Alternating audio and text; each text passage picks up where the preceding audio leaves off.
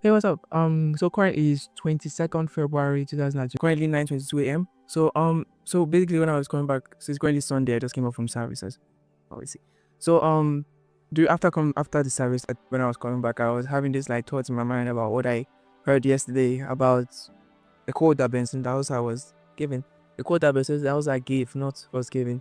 So the quote goes like this. It says, "If you stay in one place for too long, if you stay in one place for too long, life will pass you by."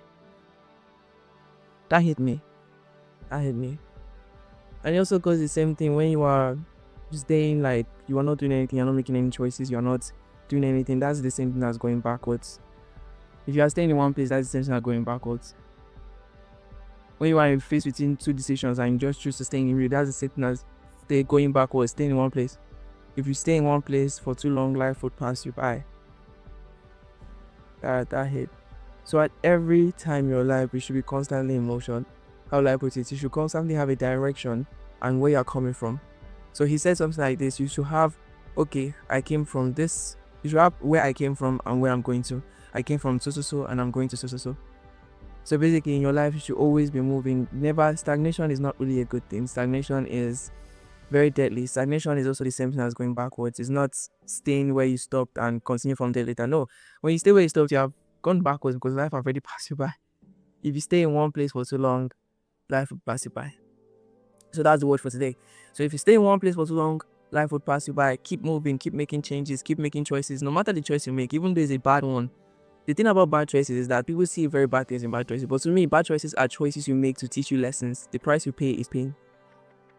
So you should know the difference, because if you pay the price of pain, you learn the lesson. Sometimes it's either two ways you can pay the price. You can either pay with money, which is you get lessons, or you pay with pain.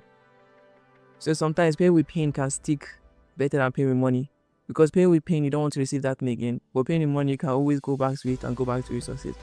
So basically, if you have two choices, make one. No matter the choice. That's why you should be very prayerful, because sometimes no matter the choice, God will always remove the door and place it in the ones you may, your destiny door, that kind of thing. So basically, bad choices are not choices you lose from everything. You don't lose everything in bad choices. In fact, you gain more in bad choices, because the lessons you learn in bad choices will stick with you for life more than good choices. So I'm not saying that you should always make bad choices, because you should know the difference. But in situations where you don't know the difference, make a choice. Making a choice is better than making nothing.